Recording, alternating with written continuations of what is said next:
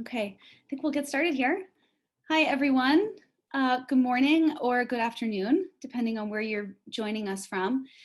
Today we are in our second session of our second series, Kitchen Conversations. So this series is looking at how do we integrate these therapies into our daily lives now that we are at home during summer. Still trying to enjoy our summer days with our kids while not losing track of what we're working on in our different therapies. So today we have Marcella joining us to speak with us about mental health, which is on all of our minds over the summer as we are getting to know our kids even more than we knew them before, and also thinking about what things will look like next year. So I think we all have a bit of stress on our backs right now. So we're thinking about mental health for ourselves and for our children. So I'm looking forward to hearing from Marcella with some tips. So before Marcella, you can put your video on if you want to join us here so people can get to see you there. There we are. So we'll start with housekeeping, just a few things. The session will be recorded, but your audio will be muted during the session so that we can get through all of the content we need to get through in our 30 minutes. Everybody should be familiar with the chat function. If you could click on the chat function there to say hello, that would be fantastic. If you have any thoughts or comments as we go today, then please feel free to add that into the chat box while we have our 30 minutes here. In addition, please click on the Q&A icon. That will bring up that window. And as you have questions, please post them in there. We will be keeping track of them, and we're saving time at the end so we can be sure to answer your questions. If there are any questions that are not answered during our time, Marcella has graciously offered her time to reply to those questions, and we will post those on our website and through social media. So a bit about Exceptional Lives. I encourage you to go to our website and poke around if you haven't done so already. We provide disability information for families that need it. So we do that in the form of guides, a resource directory that's searchable, as well as blogs, and we have some specific resources for these times during COVID. So please check that out and let us know what you think. My name is Julie. First of all, I write for Exceptional Lives, and I'm proud to be a part of this organization. And I have 3 boys, as you can see here. And we are involved in a few different therapies for my children. And this photo is here because for us, mental health this summer is finding water at every chance we can. And so I love this photo because there's smiles on all their faces, and it is not like that all of the time. So we'll find that solace when we can, and we all soak that in. So without further here, we have a poll. I'm going to sit here for a minute. I think we have a poll that we're going to be asking you about here we go. So please tell us your experience supporting your child's mental health this summer. So you can choose whichever speaks to you. And then we'll move on to Marcella.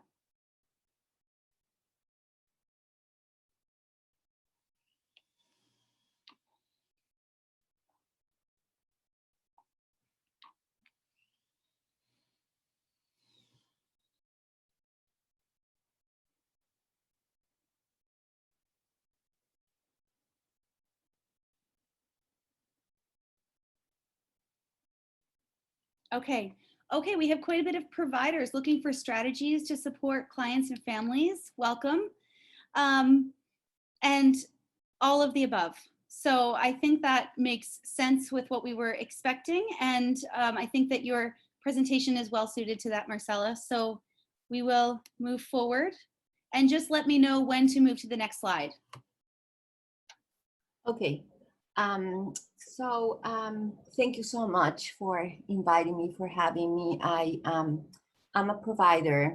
I'm not raising any children right now, and I don't have any grandchildren. But I absolutely adore young families with children. I think I'm going to start by bringing a little bit of compassion and patience to everybody, to us, because right now, the way that things are, if we're alive, we're doing something well. So preserving our physical life is something that we don't say out loud because we're so busy with providing services. But the very first thing that we're doing right is that we're alive, right? And we need to keep that up in front, how to stay alive first, as we keep remembering that we are still in the pandemic of things, and we're raising our children. I live in the inner city, so, and I am violently allergic to light and ocean. So unlike the previous speaker, I don't like to, I don't do water very well, right? Except that it's an indoors swimming pool. So my summer is tailored by that image, and most of my clients are inner city children that don't have, we don't have access, you know, to beaches or lakes or ponds or anything. So that's my perspective right now, that my clients are here. I live in Dorchester, in Upham's Corner in Boston. So the first thing that came to my mind is that when I tell my parents and my service providers and, you know, the families that I work with, how can we support our children's mental health during this summer, right? And trying to keep our sanity. I'm ready for the next slide. Thank you. So, of course, you know, when we approach mental sanity, we absolutely need to have some kind of anchor in time and space, because we have lost so much of our mental anchors. We need to create one, and in the shape of routine. So most of my families just naturally transition after, you know, the attempts of school, remote school were done, were over, to sleep more, sleep late, right? So children are waking up very late, like the young children wake up between 9 and 10. If you have a teenager or you're working with families with teenagers, those can wake all the way until noon, right? So rather than get so anxious about when is feeding time or when do we really start our day as a family, just, you know, establish a late brunch. So that's just the way it is. So the routine has to change. So just let it be. It's late. It's summertime, right? So wake up very late in a lazy summer morning. It's okay if it's close to lunch. Everybody slows down. We know as service providers and parents and that work with young children that we know that children grow in summertime. So let them grow, right? And wake up late, and you just let people, your teenager, your children, just let brunch will be served by 11:30. Okay? So that's a good anchor. So instead of having like breakfast, lunch and dinner, just have brunch and have dinner. And that's a way to anchor routine during summertime. I'm ready for the next slide. Okay, so back to stay alive first. My experience in working with the community that I serve is that COVID-19 and deaths related to COVID-19 complications are getting closer to my experience, people that I know and I care for, and also younger in age. Like at the very beginning, I only knew about people that were 65 years and older that were passing through to this disease. And now I'm hearing people that are way younger and that not only get infected, but also, you know, don't recover. So we have to remain alive. That's what we have to do. And we know now, because it's been drilling into our brains, that we have to wash our hands, right? So this is not my idea. You know, I work with this incredible group of teachers. So they had ice cubes with trays, and they put different kinds of soap, because we know that we need to wash hands, but to make it attractive and fun for the family, for your children, for your clients, they put like a shaving cream, shampoo, dishwasher, like little different, like a little bit of food coloring, and make like a little foam, and then like it's just like a game, right? And you make sure that you're washing hands and rinsing, washing hands and rinsing. So that is a sensory input, right? And it can be a game. It can be like I used to trick my children when I was in the classroom to like scrub everything in the classroom with shaving cream and different kinds of soap. And so not only hands, but also surfaces can remain very, very clean with this kind of game.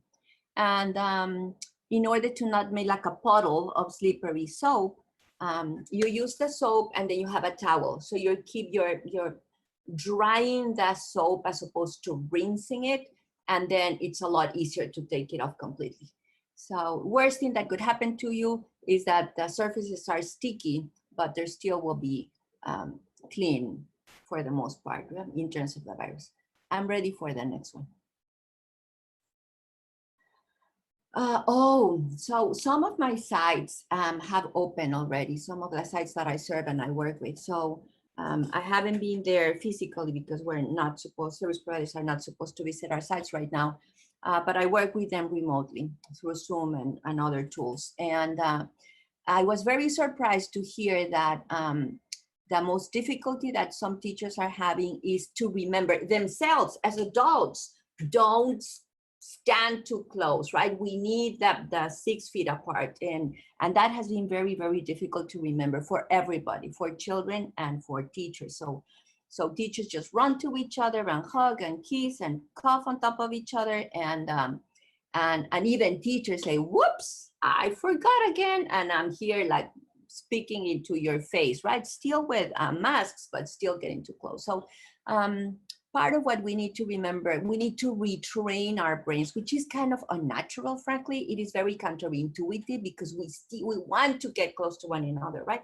So we need to like develop narratives and games in which we can reassure that we can still love one another and that we can still convey the fact that I still love you, I still care for you.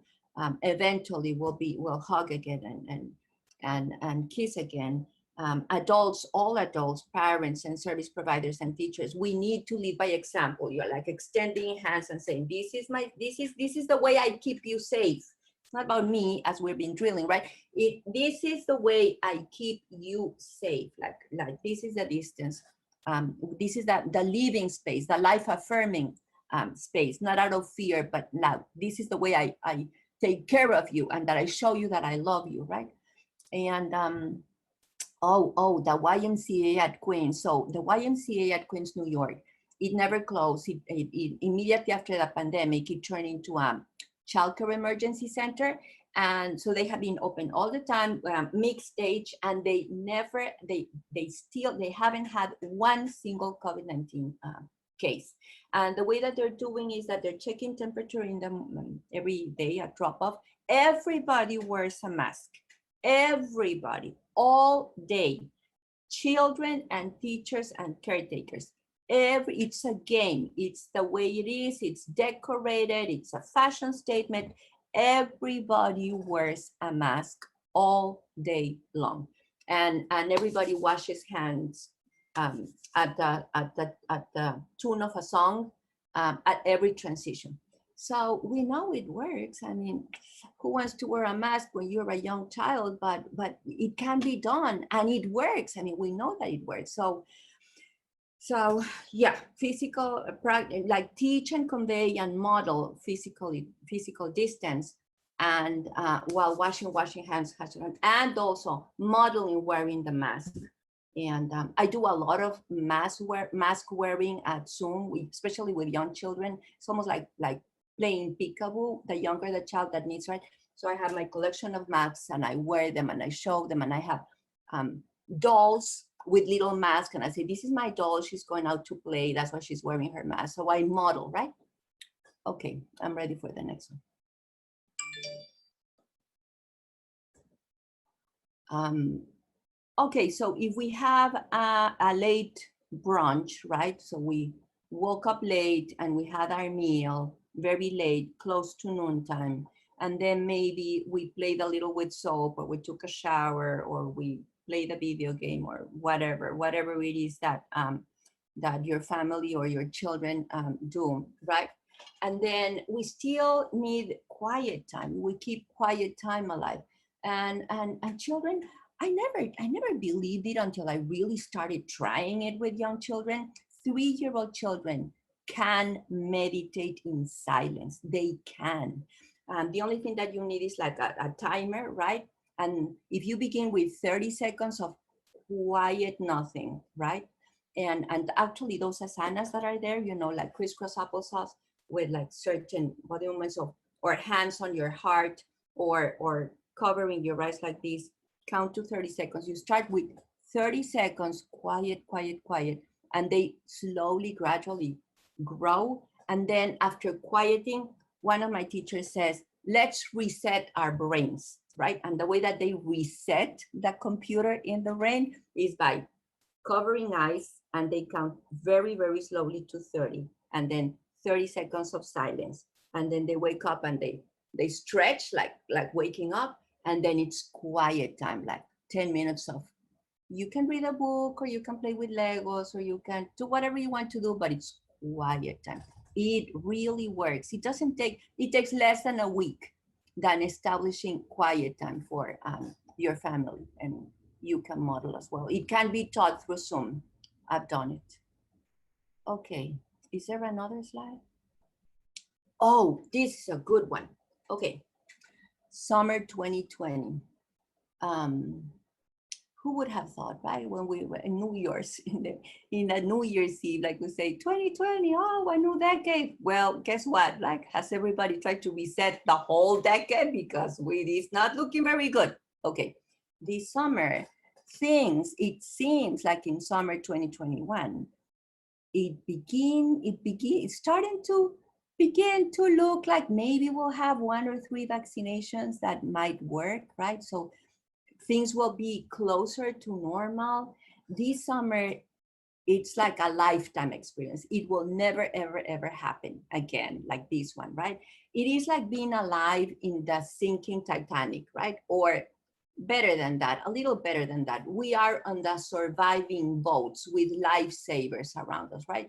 We're waiting for the big rescue, but we're alive. We didn't die. We're not sinking. Thank you, universe. We're still alive, right?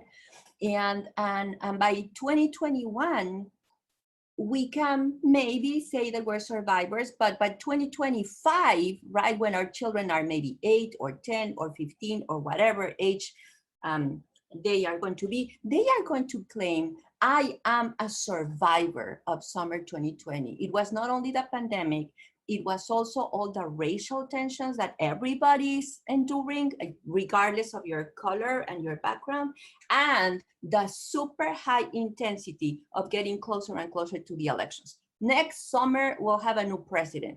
God help us, right? Well, it'll be done and over. This is the summer of high intensity. So we need to document these days, because if we get lucky, may it be the will of the universe and the source of life, we are going to survive. We're going to be the survivors of summer 2020. We need to document this.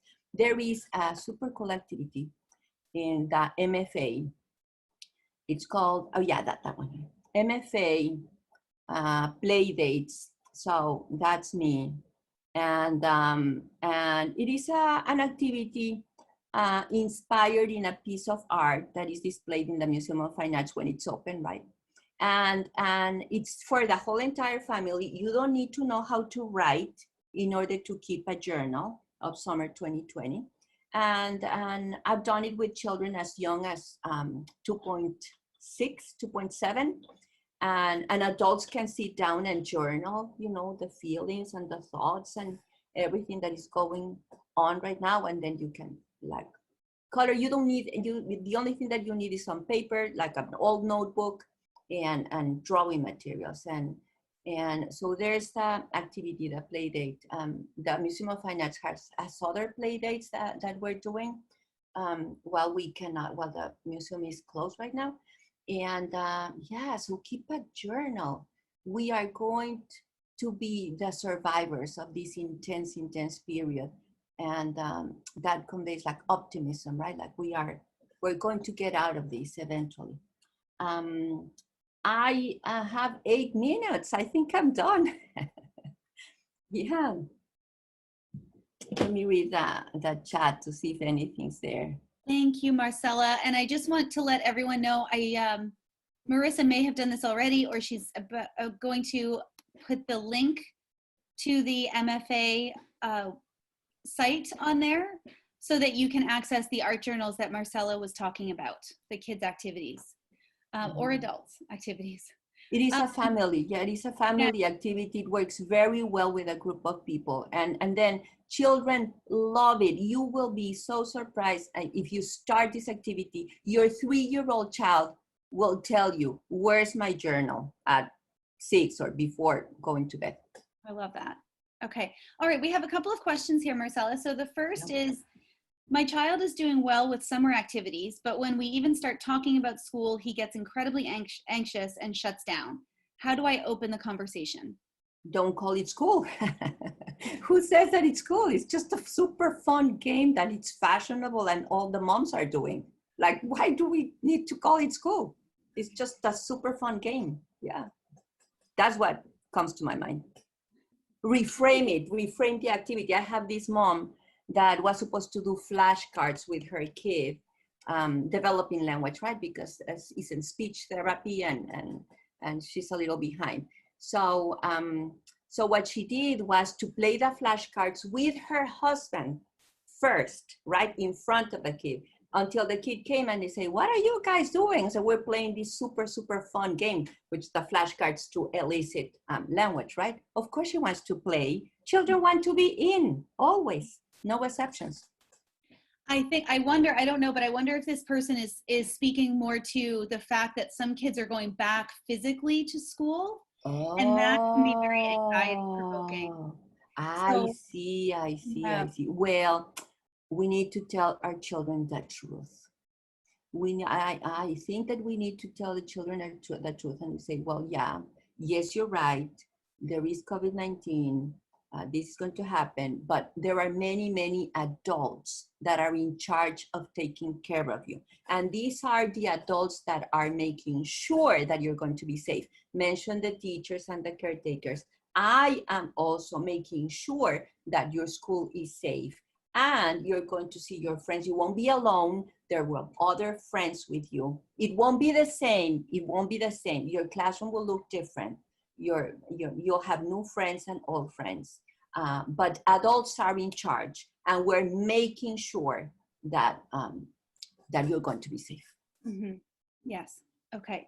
Okay. And the next question is similar. My 13-year-old said, this resonates with me. My 13-year-old said putting on her mask makes her feel immediately anxious about COVID, and she starts thinking about the people she loves getting sick, and then she feels like she can't breathe. I don't know what to do. I know. Yes. I don't have any other bright idea as to practice wearing the mask little by little. The way that I teach very young children to wear this mask is like again with a timer, right? Make sure that the mask is bearable in texture. I've also dropped some essential oil in certain masks. That seems to help a lot to a lot of people. And then just practice, maybe wear the mask. If he's 13 years old, wear the mask and record a YouTube of quiet meditation, a relaxing meditation, and try to just stay for 1 second, 2 seconds, 3 seconds, 3 minutes, 4 minutes, like associate the feeling of having the mask with a calming, relaxing meditation. I don't see any other way out as to patiently teach your child that a mask is a good thing. It's like protection, it's care, it's love. Yeah, it takes time. I think your point also about being honest and truthful and saying like, these are the things we know help us to stay safe, to kind of reframe that a little bit too, because that may remind him that this is going on. I know for me, sometimes I'm in my bubble at home and it seems normal-ish. But then you go out and you're reminded when you see the masks, like, oh yeah, like, right, this is what's happening. And then that can be overwhelming. And so I like your idea about being honest also, and that people we're doing this to stay safe. I've also heard comparisons of wearing your mask is like buckling your, how do you call that? The security belt. Mm-hmm. So it's just something to keep you safe, or wearing your helmet when you're doing your bike ride. Mhm. Right? Mhm. Yep. Yes. Yep. Okay, well, that is our time here. So we are going to move on here and say thank you, Marcella, for joining us for our second round. It was lovely to have you. And thank you all for being here with us today and taking some time out of your day. We really appreciate it. So you can let us know here with this poll how we did, so that we can continue to evolve and grow our webinar series here. And we will look forward to seeing you on social media, and check out our website. Thank you. Bye-bye, Marcella. Bye-bye.